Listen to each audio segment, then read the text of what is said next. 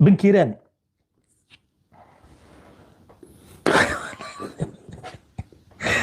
والله يا بن كيران انا كي نشوف نتفكر واحد الرسوم متحركه بكري كنا نتفرجوها، فكروني بها.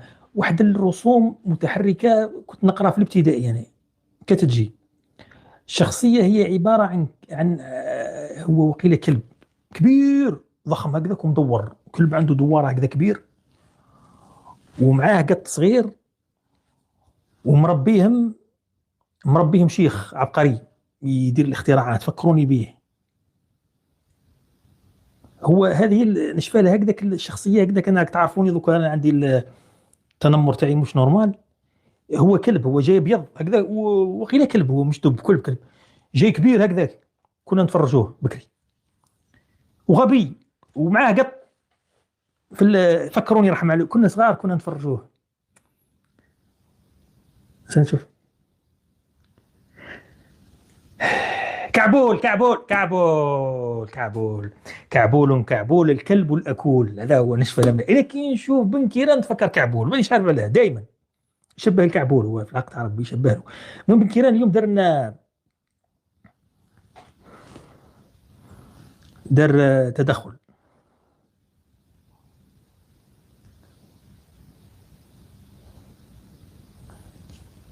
كعبول تفضل احكي. إلى حد الآن راني باقي الإخوان تحت الصدمة في الحقيقة، ولا أخفيكم أنني في تلك اللحظة فكرت في أن أقدم استقالتي من الحياة السياسية في هذا الوطن بصفة النهائية، ولولا أننا يعني في ظرف ربما كنت نقدم استقالتي نهائيا، ولكن الشعور بالمسؤولية ما خلانيش لحد الآن، ما عرفتش اش غندير، لأننا عجزنا أن نجد لأبنائنا وبناتنا الصغار منطق ومقاربة تجعلهم يأملون في المستقبل ويرفضون أن يغادروا بلدهم، وخصوصا بهذه الطريقة. يعني الهجرة مشروعة، ولكن الهجرة عندها قواعد وعندها قوانين وعندها منطق وعندها ماشي هكذا كتكون. هذا شي حاجة ماشي هي هذيك. ومن هذاك النهار وانا كنفكر وتنسمع وتنسول بطبيعة الحال بحال الناس اللي سولتهم ولا اللي يعني بحال فهمت شويه اكثر، ولكن لحد الان نقدر نختصر لكم الكلام نقول لكم ما فهمت والو.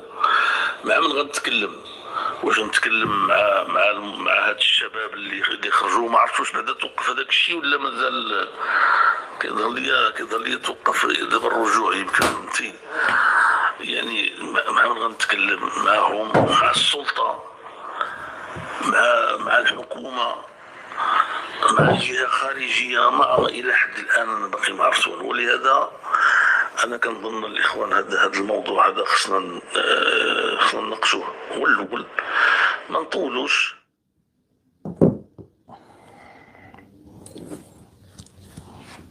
والله واش نقول لك كعبول والله.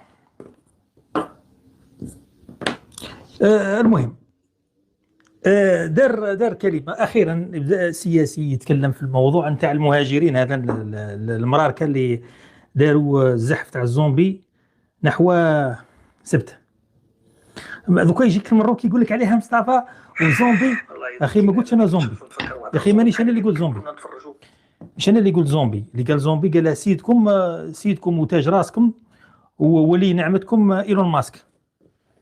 زومبي مش قالها مصطفى بونيف، خاطر من بعد انتم شاطرين بعد تقولوا مصطفى بونيف عيات انا مره كذا، ما قلتش قالها ايلون ماسك وما ردوش عليه. في الزحف تاع الزومبي هما زاحفين السبته، كاع كنا قاعدين نشوفوا وحدوا في ربي يتلوج بهم المناركه راح صح يرجعوا سبته. انا والله غير كنت نحسبهم، انا قلت هاب هاب هاب هاب هاب هاب. ضحكنا عليهم ضحكنا ومن بعد ظهروا زندا ياه، قطعوا الحبل الازرق قطعوه وراحوا يرجعوا سبتع. راحوا كلاو السبتة شبعوا مخبط وعاودوا رجعوا، وزاد المروكي زاد لهم الاسبانيولي فوق الحبل الازرق دار المحبل الاحمر. لا اله الا الله. يعني فوق الحبل الاخر، حبل ازرق داخل البر، وفي البحر دار لهم حبيله زرقاء طارفه حمراء، حبيله حمراء أب أب أب أب أب أب. ايه. وقلنا نشوف هو سيدي والسياسيين وش يعاودوا وش يعلقوا وش يهضروا تاع المروك كذا، منا يقولوا لنا بلي كنا راح نسترجعوا سبته، وكانت عندنا النيه باش نسترجعوا سبته وما قدرناش، عاونونا. قاعدين نستناو يعني في كلام ما ممكن يقولوه لنا المراركه، ولكن للاسف الشديد انك لا تجني من الشوك العنب. وش وزير الداخليه قال لك ما كان والو ما كان والو. هذا وزير الداخليه تاعهم والو، ماتوا 10 برك، هم راه 200 ميت. يعني حتى الحداد ما كانش، تعزيه من الملك ما كانش، تعزيه من الاحزاب السياسيه ما كانش، تعزيه ما كانش. احنا هم ضحايا تاع حادث المرور نتاع بومرداس. اليوم محمد بن سلمان ولي العهد السعودي بعث تعزيه للرئيس الجزائري وللشعب الجزائري. علاه؟ لانه النفس الجزائريه عزيزه، الانسان الجزائري عزيز، كيموت في فراشه عزيز، يستحق التعزيه، سواء كان طفلا او امراه او رجلا او شيخا او ايا كان. ماتوا لهم، خرج وزير الداخليه قال ما كان والو، ماتوا 10 برك. ايه كيعودوا 10 كاع ماتوا، راهم 10، ما همش 200، راهم 10. و10 هذو اليسوا بشرا؟ عوض ان وزير الداخليه يشرح للناس، يقول لهم مش حكايه السيد اللي رفض بلوكه هذه يخبط بها ولا خبط بها كي الطومبه ضربوا، ما كانش. فالشيء الاول اللي لاحظناه هو انه السياسيين ما تكلموش، السياسيين والله ما تكلموا. اليوم بن كيران اخرج قال لك والله انا بمجرد ما شفت هذيك الصور فكرت انني نستقيل. فكرت اني استقيل، مش استقيل، فكرت.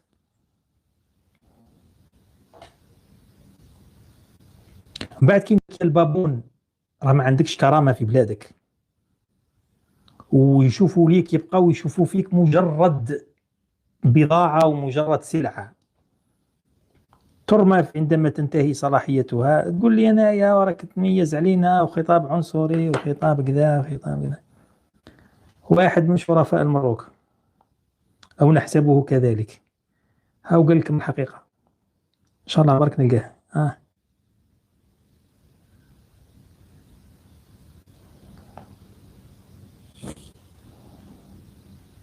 It's free, it's guiding, it's your future.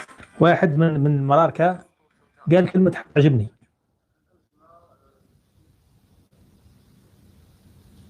هذا عرض، لكن المرض شيء آخر، وهو أعقد وألعن وأغبر، والقادم أسوأ، ولن ينتهي بهذه الموجة أو بغيرها إلا بتيقظ المغاربة والمغاربيين، لأن هذا الموضوع لا يهم المغرب وحده، رغم أن ما حصل في المغرب وتصارع ما يحدث يعني يظهر على أن الأمر يتعلق بالمغرب وحده، والحال أن المشروع والمخطط أشمل وأعم ولا يستثني أي قطر من الأقطار المغاربية. وما جرى في سبتة أول أمس سبقه قبل أيام وقبل أسابيع وقبل شهور هزات اجتماعية مماثلة في مختلف مناطق المغرب، وليس في الشمال وحده. ففي يعني قبل أيام شهدت منطقة أيت خباش غير بعيد من حدود مع الإخوة الجزائريين أحداثا مماثلة بخلفية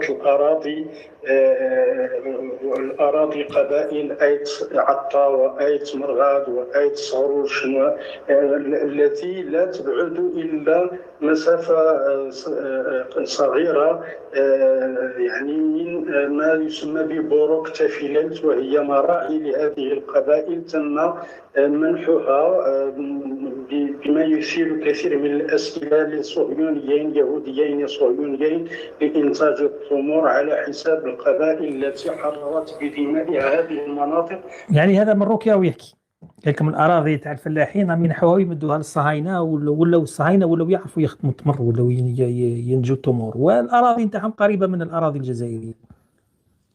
سمعتوها يا أخي مش أنا اللي قلت، هذا مروكي مش جزائري وقاعد يحكي. قال لكم يا ودي هذه راهي داخلة في إطار حراك اجتماعي وحراك داخل المروك. الناس الشعب كره، الشعب راهم ينحوا في الأراضي نتاعو. قال لك راهم ينحوا في الأراضي تاع المراكة، الأراضي الفلاحية ينحوها للمغاربة ويعطوها اليهود. هاو قال لك شقيقين يهوديين داو الأراضي الفلاحية تاع الفلاحين المغاربة اللي ينتجوا التمور.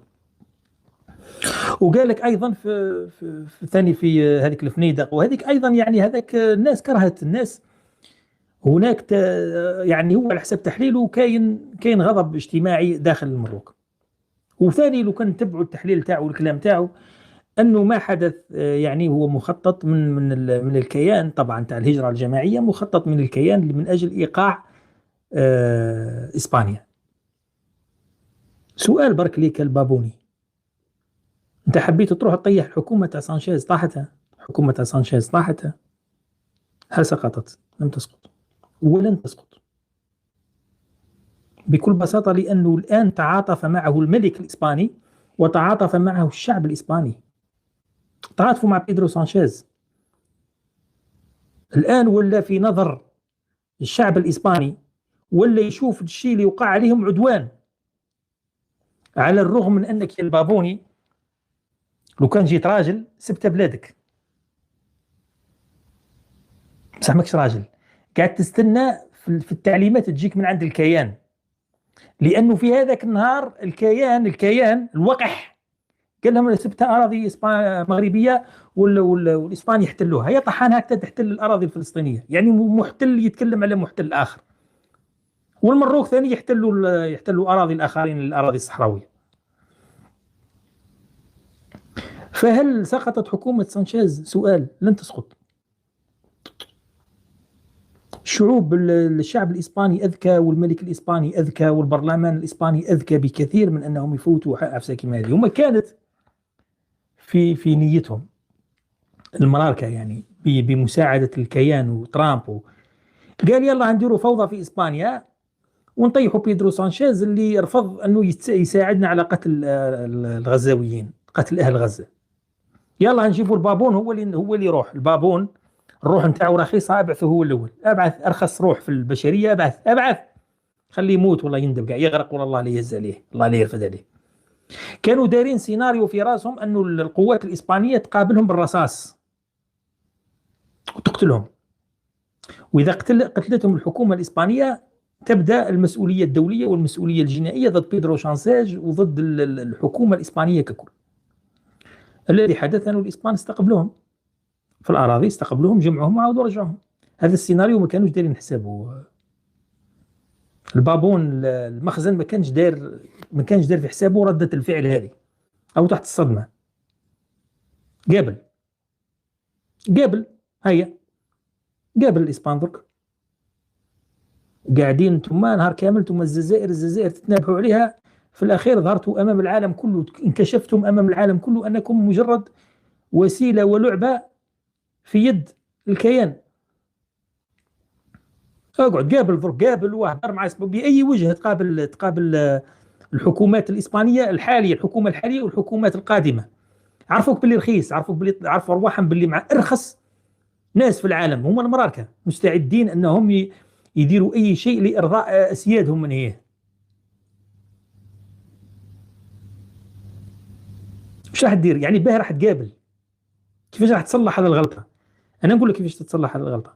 تتصلح بشيء واحد فقط: إسقاط المخزن، سقوط المخزن. وطالما أنه المخزن يحكم في البابون والله ما يسقط. المخزن يسقط لو كان كاين شعب واعي وشعب متعلم وشعب مثقف وشعب ثوري.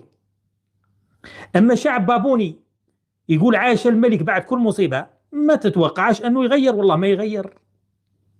أبشر بطول سلامة يا محمد السادس، تموت عمرك طويلة ويزيد يجيب لك يعيش عمره طويلة.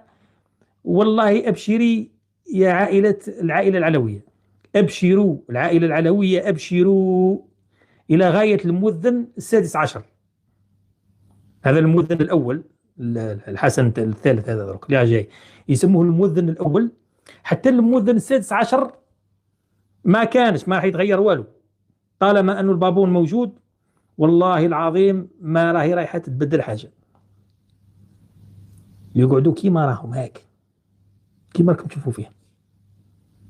المروكي عاش الملك عاش الملك، وإذا تروح نفرضوا باللي الكرة الأرضية ربي يطول لها العمر وعاشت الكرة الأرضية هذه، قال مثلا حتى العام سنة 73 راح تلقى قحقوح إفريقيا هو قحقوح إفريقيا. تصرى تغيرات في القارة، دولة تدخل القارة الأوروبية في القارة الإفريقية، تتداخل الحياة، تتقلب مع فين الحركة تاع الأرض، تبقى قحقوح إفريقيا في مكانها. ويقعد المروكي يجي لك مسندر هكذاك مسندر، يقول لك عاش الملك عاش الملك، هكذا تلقى هذاك الوقت يقول لك عاش الملك. المروكي استغفر الله يا ربي نهار القيامة راه ربي مديه الجهنم، هو عاش الملك عاش الملك. تموتوا على عاش الملك، تموتوا على على العبودية والذل.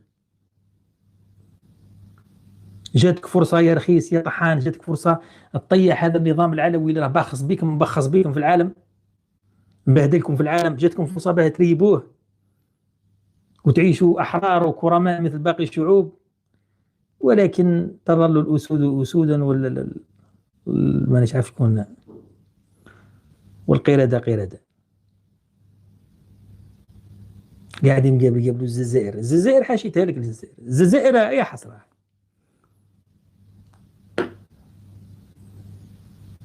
كاش أمل. أنا يغيظوني ناس كيما هذا، ويغيظني واحد كيما بدر العيدودي، ولا واحدة كيما البطيوي، ويغيظني هذون يغيظوني مساكن. هذا بدر العيدودي قلت له واحد المرة، قلت له يؤسفني أنك رايحة يؤسفني، يعني ماش راح تتغير الأمور، أنت تناضل من أجل لا شيء، من أجل لا شيء. ناس استحلوا العبودية واستحبوا العبودية ووالفوا العبودية ويعشقون العبودية، ما راح دير لهم والو، ما راح دير لهم والو. يعني الصور اللي وقعت تاع سبتها كفيلة بإسقاط أي نظام حكم في العالم. أي بلد انتشرت فيه هذه الصور، خاصة مع الوفيات، 200 ميت فيهم أطفال، وما كانش يعني شعب ما اهتزش، بالعكس. رئيس الوزراء نتاعهم بن خنوش ولا اتخنوش ولا وش يسموه، او في اسبانيا راهو يتجول مد العطله الصيفيه نتاعو، عادي عايش العطله شغل عام كامل هو يخدم، ما ولا على باله، ولا ناس ماتت ولا ذا. وما زالوا المرار كي يستناو البث المباشر نتاع اسعد الشرعي. ما نزيدش نقولوا راس السلحفات، انا خلاص ما نزيدش نقولوا زنده. يعني بيناتنا دوكا سمحوا لي، حتى الجزائريين ما تزعفوش مني اذا قلت لكم هذا الكلام. ما نزيدش نقولوا راه هذاك زنده. هو زنده يا راجل، قدر يسيطر على دوله. وش بيكم اسعد الشرعي يقدر يركب دوله، هي المروك قدر يركبها. او زنده يا استعرب به السيد، يجي في آلاف الدولارات في الشهر، وعاطين له دار، وعاطين له كل شيء. فرض روحه يمني مسخ مقرد، فرض روحه على شعب كامل. نستعرب به. ما تجيش تقولوا له راس سلحفات، هذاك زنده ركب المغرب، ركبها. وش بيكم؟ انا والله غير انا لقيت روحي باللي نعادي فيه. انا علاه نعادي فيه؟ انا اسعد الشرعي علاه نعاديه؟ يا سيدي خبزه وطاحت على كل براقد. السيد كان يعيش في فقر مدقع، وطاكسيور في مانشستر يرفد من الكباري للبيت ومن البيت للكباري، كان هكذاك عايش.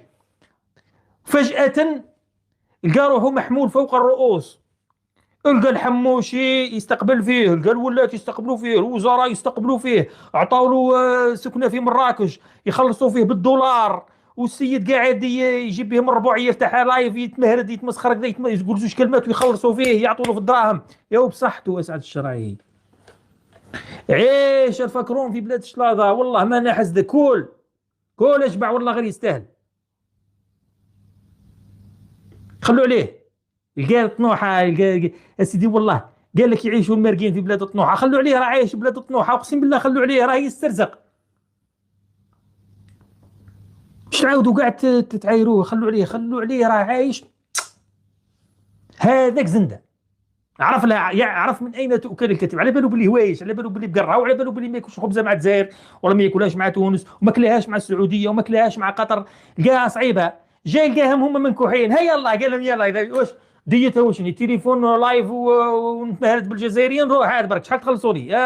10,000 دولار جيب يلا هات. واش تعطوني دار ولا عطاو له دار؟ قال لهم كان في الانجليز، كان كاري في الانجليز، قال لهم تعطوني دار زعما لو كان نجيب، قالوا عطوك دار وش عطاو له جار كاظم الساهر، اسكن قالوا له روح دي فيلا قدام كاظم الساهر، روح اسكن، روح في مراكش، زيد تحتاج المدامات، تحتاج نساء، بالك راك وحداني كذا، تروح اعطي له يلا مدلو ومشنطره غير استعرب به. ما نزيدش نعاود كاع نسب اسعد الشرعي، انا ما نعاود نقولوا راس عفات، اسعد الشرعي او يمني زنده لقاها طاحت له خبزه، طاحت على كل براقد، يعرف من اين تؤكل الكتف. هو خير والله صنايبي الحمار اللي ما وشو فقير الهيشه، لو كان غير قال يا ودي انا عارف، انا لو كان المخابرات تاعنا، انا لو كان الدوله تاعنا تجيب واحد من الخارج زعما يدافع على الجزائر ويعطوا له دراهم يخلصوه، نهبل انا نورمال، انا نهبل، انا كنت ندير هالدوله ما نقدرش. بك بلي دوخ يجيبوا واحد براني، يجيبوه يمني ولا يقولوا له دافع على الجزائر من تخيل يدوها في الجزائر.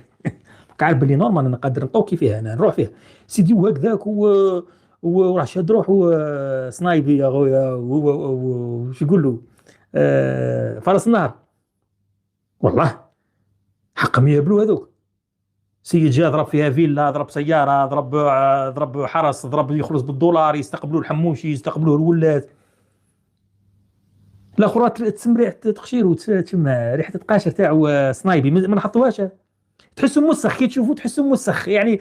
في سويسرا يا رب العالي، في سويسرا راح لا سويس يعني لا سويس يقول لك الخضرة والماء والوجه الحسن. المفروض كي تروح لسويسرا يعني حتى وجهك يتبدل اللون شفتوا يعني، حتى خاوتنا الزنوج يعني البشرة السوداء كي يروحوا لسويسرا تعود تحسوا بياض، يعني تحسوا نور وجهه نور هكذا كي تلحق لا سويس. سي محمد الورد ناض في الحيوط، الورد نايض في الحيوط، ما كاينش غلطه يعني. نورمالمون كي تلحق ليها ثم تتعدل تسقم يعني وجهك مانيش عارف فاش تنسنيك بياض وشعرك ذا. يا سنايبي الفقر البرتقالي، راح وقف في ايفيان، وقف قال لهم هذه والله.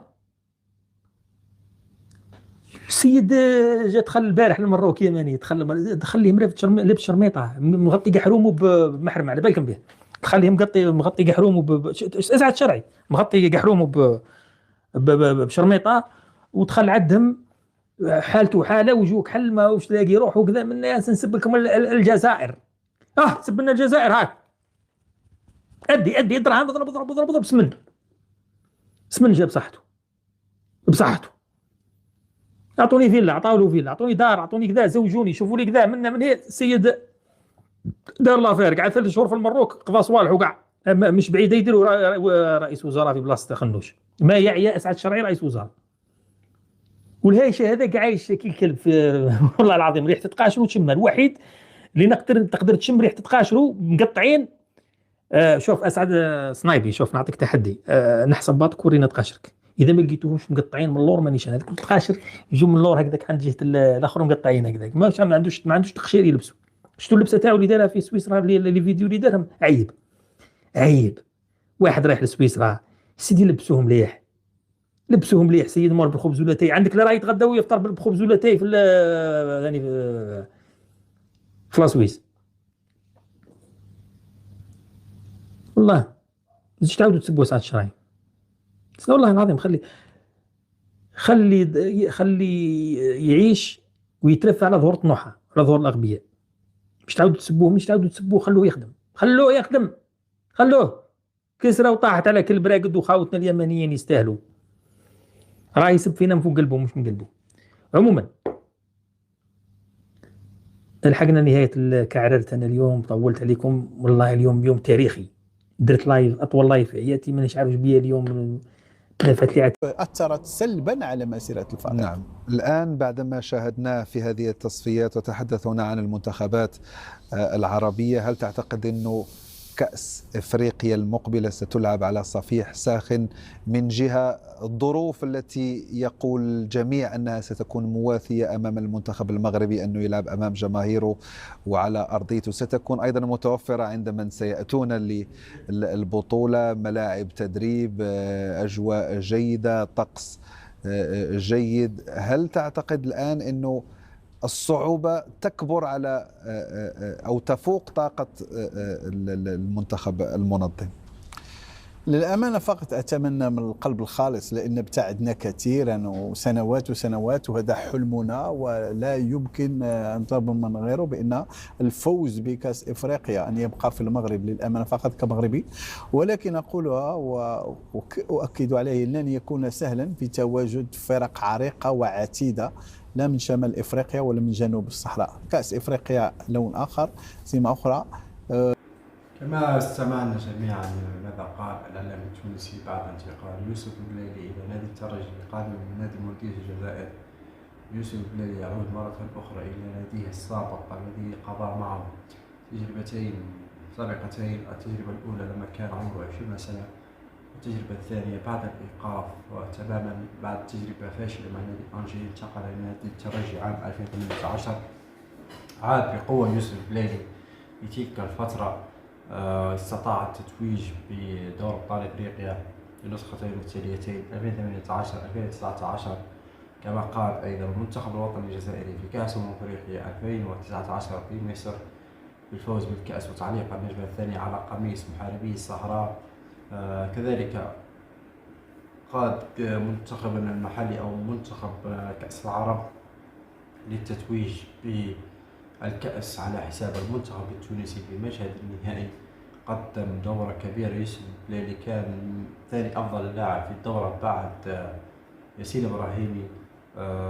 ونتمنى أكيد والتوفيق ليوسف البليلي، إن شاء الله العودة السريعة لهذا اللاعب ولهذا النجم الكبير. نعم قدم موسم كبير مع مولودية الجزائر الموسم الماضي، ولكن لم تكتم له الرحلة مع مولودية الجزائر، وهو الذي كان هداف البطولة وأكثر من صنع أو أكثر من ساهم في هذه البطولة وفي هذه النسخة. إن شاء الله بالتوفيق للموهبة الجزائرية. وهنا شباب نكون قد وصلنا إلى نهاية الفيديو، ما تنسوش دعمنا باللايك للفيديو واشتراك في القناة وتفعيل زر الجرس عشان نكون نشوفكم قريبا. السلام عليكم.